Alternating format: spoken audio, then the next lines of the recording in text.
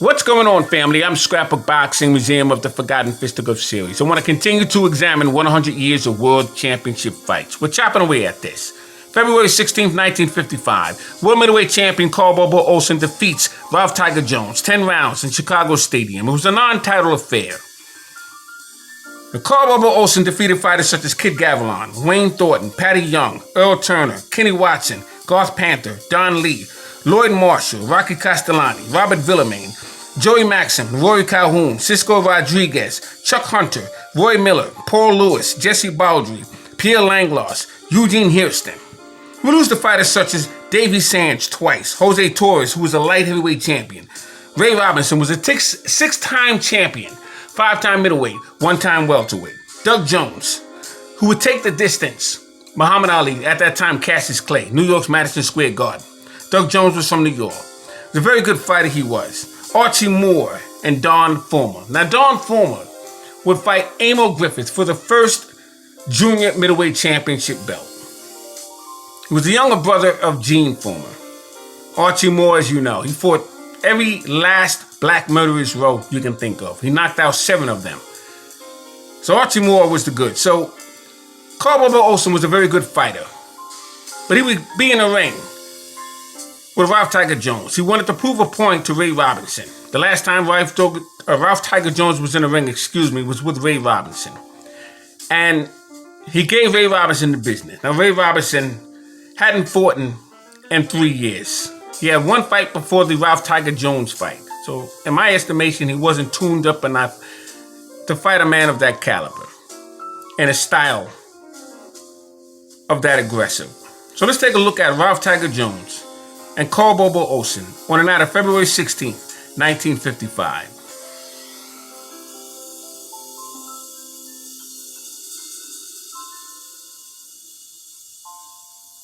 Jones hopes to gain a title fight with Bobo with a good showing in this bout. The Tiger weighed in at 161 pounds, while Olsen at 168 is fighting at the top weight of his career. Rumors have it that Bobo plans to move into the light heavyweight bracket if he proves to himself that he can carry the extra poundage without slowing himself down. Right now, he looks plenty sharp.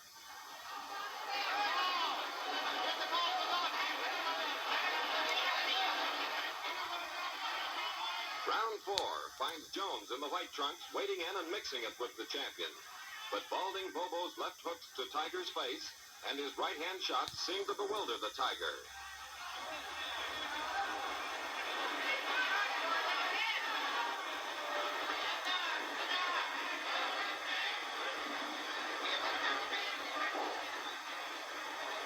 As the round comes to an end, both men slug toe-to-toe.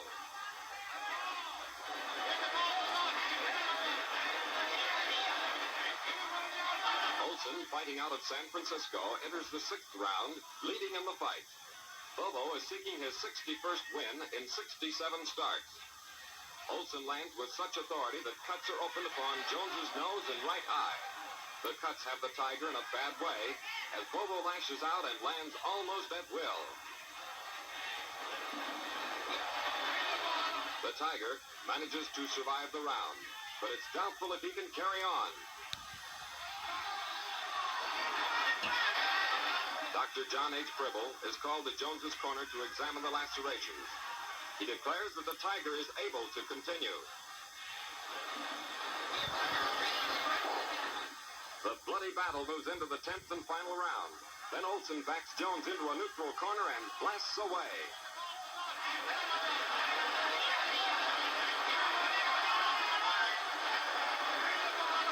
A big Chicago Stadium crowd roars its approval as the champion has saved his best round for last.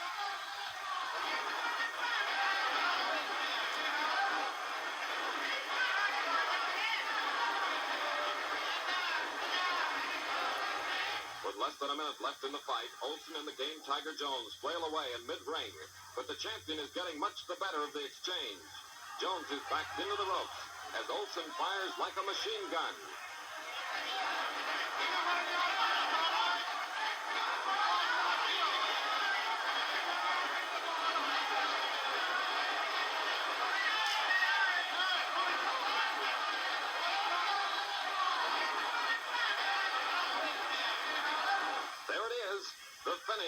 the battle.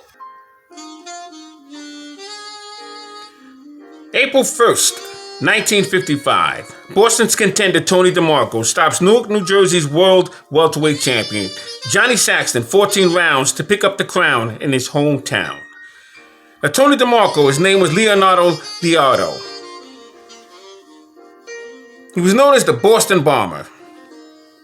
He was born January 14th, 1932 in Massachusetts. He fought fighters such as Kid Gavilan, Patty DeMarco, Carlos Chavez, Wallace Bud Smith, Chico Vijar, Vince Martinez, Stephen Radel, Gaspar Ortega, Arthur Pursley, Don Jordan. He was in the ring also with Denny Moyer and Virgil Akins twice. Now, Johnny Saxton was born July 4th, 1930, Newark, New Jersey. He died October 4th, 2008. He would reside in Florida. He was in the ring with fighters such as Johnny Bratton, Virgil Akins, Luther Rawlings, and Carmen Basilio. He was even in the ring with Tony Pallone, who was a very tough Italian fighter. And Johnny Saxton was 5 foot 8.5 inches. He weighed 142 to 153 pounds. Tony DeMarco was 5 foot 5.5 inches. He weighed 132 to 150.25 pounds. These two men would mix it up.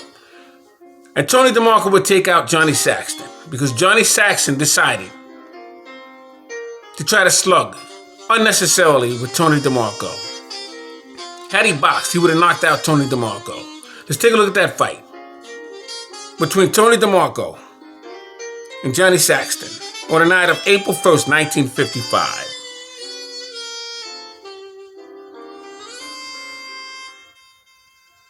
Against Tony DeMarco in Boston Gardens. Now, I couldn't find a clearer video, so this is the best we've got. Johnny Saxton is against the ropes and Tony DeMarco is to your left. The action was so spectacular that we didn't want knockout fans to miss it. Saxton won his championship 5 months ago from Kid Gavilan. DeMarco, #1 challenger and a terrific puncher, has scored 28 knockouts. Now in round 4, the action is furious with DeMarco staying right in there. Now you can see this is no reason why Johnny Saxton will be fighting Tony DeMarco this way. Tony DeMarco is just swinging away. No style, just swinging wildly. If he hits something, he does. Johnny Saxton needs to pop the jab, and he's got caught, and he's about to get knocked out himself. There's no reason for this. It's unfortunate.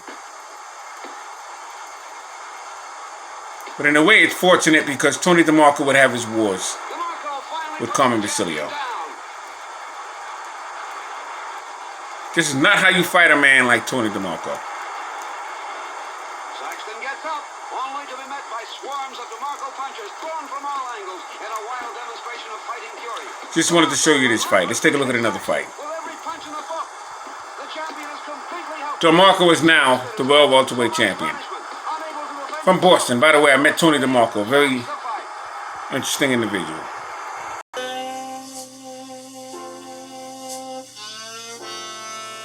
Wednesday, June 15th, 1955. Billy Sweet Pea Peacock knocks out reigning NBA bantamweight champion Raul Raton Macias. Second round with a double left hook at the Olympic Auditorium. The referee was Mushy Callahan. He stops the contest after he counted out Raton Macias. March 21st. Raton Macias would recover from a prior incident in his past. Now, Macias stopped Peacock in Mexico City the following fight between those two men. Peacock was 5 foot 4 inches. He was a bantamweight. Had a record of 24 wins, 9 losses, and 6 knockouts. He was 21 years old coming into that fight. Macias was 5 foot 3.5 inches. He was a bantamweight. Had a 63-inch reach. He had a record of 19 wins, 8 knockouts. He was 20 years old in this contest. Now, who was Billy Sweet Pea Peacock? He was a 2006 World Boxing Hall of Fame nominee. His name was William Peacock. He was managed by Suey Welch. He was born June 30th, 1933 in Philadelphia, Pennsylvania. He died September 9th, 2000. He was 67 years of age at the time of his death, and he would reside in Los Angeles, California. I met Billy Peacock in Philadelphia gyms. He was in the ring with Edith Jaffe, Rudy Garcia, Nate Brooks, and Alfonso Jaime.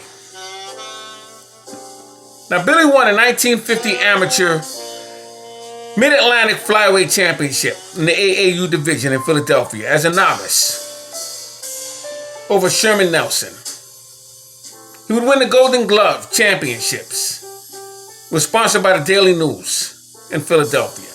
1951, he won the Diamond Gloves and the Diamond Belt National AAU Championship as a flyweight. Pretty good fighter was Billy Peacock. I want to show you that brilliant knockout that he would deliver, both body and head, of Mexican's NBA bantamweight champion, Raul Raton Macias, on the night of Wednesday, June 15th, 1955.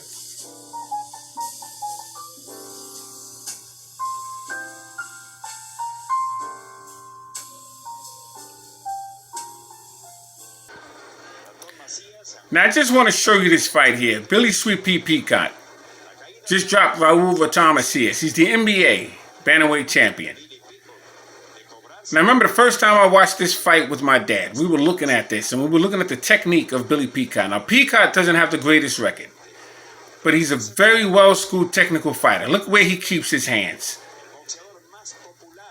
He stays right on the chest of Raul Raton Macias. Every time Raton Macias comes off the ropes, Peacock stays on his chest, and he kind of forces him back to the ropes again. In other words, he doesn't give in. He stands his ground. Peacock was from Philadelphia. Look at the combination. And he stays right there, and he gets underneath the punches of Raul Raton Macias. Now, this is not the clearest film. Once again, this is the best one I could find. Now, I have the original reel-to-reel. I'm not going to go through the process of putting that all together to show you this. But this is what I was able to find. Look at the double left hook of Billy Peacock. He keeps this man on the ropes. Beautiful left hook. And Raul is down and he's out. He's completely knocked out. Great combination, great punching power by Billy Sweet Pea Peacock. And then Peacock would lose to Nate Brooks. Now, this is Nate Brooks. I just want to show you this fight film real quickly. Nate Brooks would defeat Billy Peacock after Peacock defeated Raul Raton Macias. This is Raul Raton Macias. He would defeat Nate Brooks. And this round robin was going back and forth between these three men.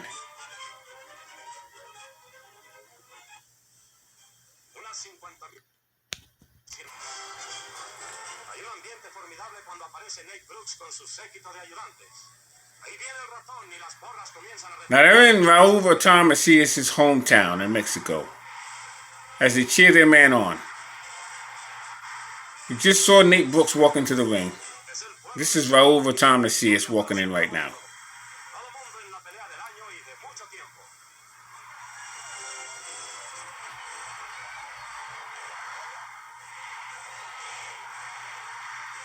And here you have Nate Brooks, from the United States of America.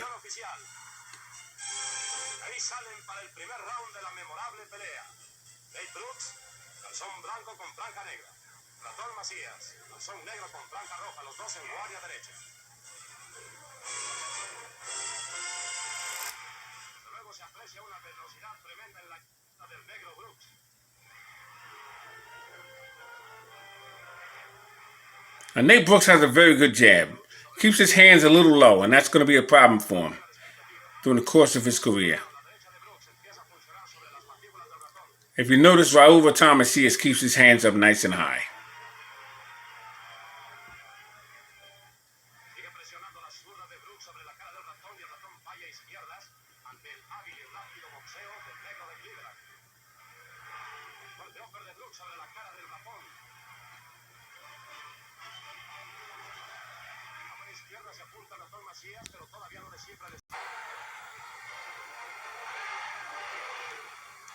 Mucha velocidad en el boxeo de los dos, pero se va imponiendo en esta primera fase de la pelea el negro Nate Brooks.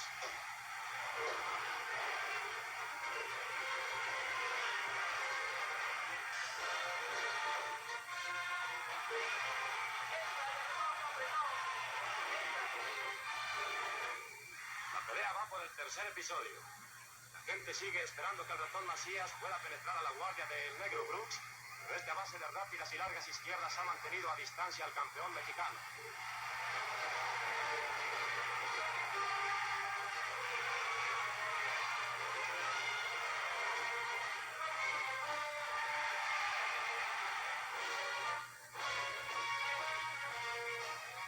Mucha cautela, pelean los dos en esta primera fase. Y entramos al tercer episodio.